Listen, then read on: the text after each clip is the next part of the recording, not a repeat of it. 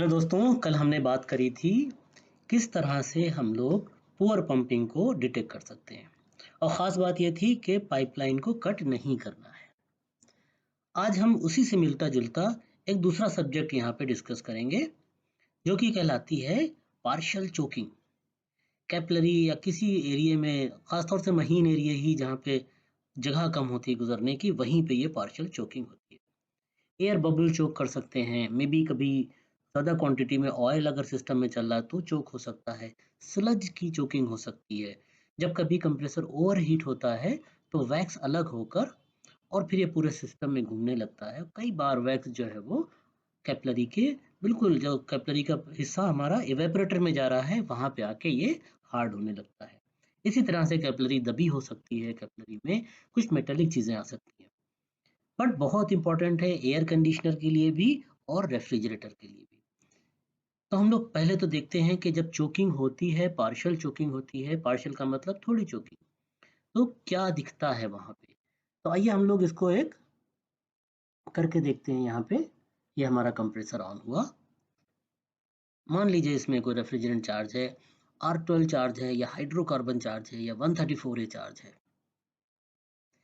तो जब ये पार्शियली चोक हुआ, मतलब जो रेफ्रिजरेंट निकल रहा था वो अब 10%, 20%, 30%, 35% कम निकल रहा है। कुछ चीज फंस फंस गई है। तो हमारा बैक प्रेशर जो है वो, अगर एयर कंडीशनर है तो आपको बैक प्रेशर कम मिल सकता है, मे बी 20, 25, 30 के आसपास। और शक ये होता है कि गैस कम हो गई है क्या।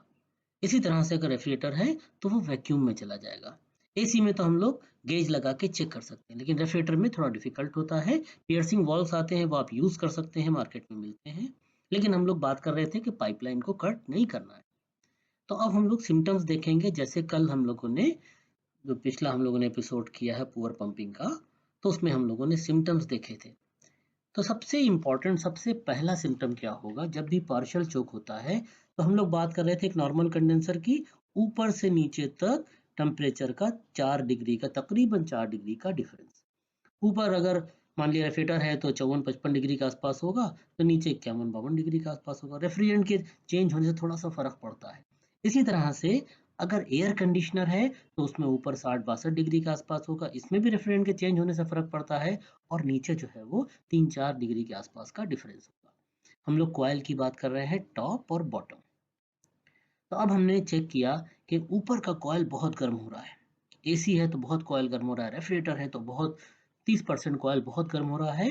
और बाद का जो 25-30% है वो बिल्कुल हल्का गर्म हो रहा है। मतलब जो डिफरेंस यहाँ 4 डिग्री का था, वो 8, 10, 12, 15 डिग्री का डिफरेंस हो गया। ऊपर नॉर्मल से ज्यादा गर्म। 100% चोकिंग पॉसिबल है। चोकिंग है मान लीजिए, क्योंकि ये कंडीशन हमारी लेस गैस भी दिखाती है एयर कंडीशनर्स में। और R410A या 32 है और उसमें पार्शियल चोकिंग हो गई है। और हमने डिटेक्ट कर लिया कि ये तो गैस कम है, क्योंकि बैक प्रेशर कम दिखाएगा। और हमने गैस चार्ज करना शुरू करी तो फिर डेंजरस हो सकता है, क्योंकि ऑलरेडी यहाँ पे प्रेशर भरा हुआ है और हम गैस चार्ज करेंगे तो प्रेशर यहाँ पे राइज करने के चांसेस है। इसलिए एयर कंडीशनर में भी शुरू का हिस्सा खूब गर्म, नॉर्मल से ज्यादा गर्म, आखिरी का हिस्सा नॉर्मल से कम गर्म। अगर हम एयर कंडीशनर में देखेंगे चोकिंग के लिए, तो कई बार जहाँ चोकिंग होती है वहां पे हल्की सी आइस भी कभी कभी फॉर्म होने लगती है। एंड तक रिटर्न जो है वो बिल्कुल वीक हो जाएगा। रेफ्रिजरेटर में देखेंगे तो शुरू के फ्रीजर में कुछ आइस जमी होगी मोटी मोटी, और उसके बाद बिल्कुल सन्नाटा होगा, बिल्कुल जो है वो कूलिंग नहीं होगी। कंप्रेसर को स्टार्ट होने में परेशानी होगी। एम्पियर शुरू में बढ़ेंगे घटेंगे। इसी तरह से एसी के भी आपको एम्पियर वाली सुई, या अगर इलेक्ट्रॉनिक गेज आप इस्तेमाल कर रहे हैं, या इलेक्ट्रॉनिक आप मीटर, आपका टोंग टेस्टर या इलेक्ट्रॉनिक मल्टीमीटर इस्तेमाल कर रहे हैं, तो उसमें भी आपको ऊपर नीचे होता हुआ एम्पियर दिखाई देंगे। 8-9 एम्पियर ले रहा है, फिर 4-5 हो गए, फिर 5-6-7 हो गए, फिर इस तरह से एम्पियर बढ़ते घटते दिखेंगे। बैक प्रेशर में भी वेरिएशन दिखेगा। कंप्रेसर ओवरहीट होगा क्योंकि पूरी कूलिंग यहाँ तक नहीं पहुंचेगी। तो जब कभी भी पार्शियल चोकिंग है, हम पुअर पंपिंग से उसको कैसे अलग कर सकते हैं। पुअर पंपिंग में हमने क्या देखा था, ऊपर से नीचे तक कंडेंसर नॉर्मल से कम गर्म, और जो डिफरेंस था वो खत्म हो जाएगा 4 डिग्री का। फ्रीजर पुअर पंपिंग की बात कर रहे हैं, आगे से लेके आखिर तक नॉर्मल से कम ठंडा, जहां भी हाथ रखेंगे आइस मेल्ट हो जाएगी। फ्रॉस्ट फ्री है तो जैसे ही पंखा निकालेंगे आइस आ जाएगी, पंखा का ब्लेड लगाएंगे तो आइस मेल्ट हो जाएगी। यहाँ पे क्या होने वाला है, मोटी मोटी आइस शुरू के 1-2 कॉइल में, हेवी हीटिंग कंडेंसर के शुरुआती कॉइल में, कंप्रेसर नॉर्मल से ज़्यादा गर्म, जब ज़्यादा गर्म होगा तो एम्पेयर भी बढ़ सकते हैं, बैक प्रेशर नॉर्मल से कम। तो इस तरह से दोस्तों हम लोग पार्शियल चोकिंग का पता कर सकते हैं R410 R32 के लिए।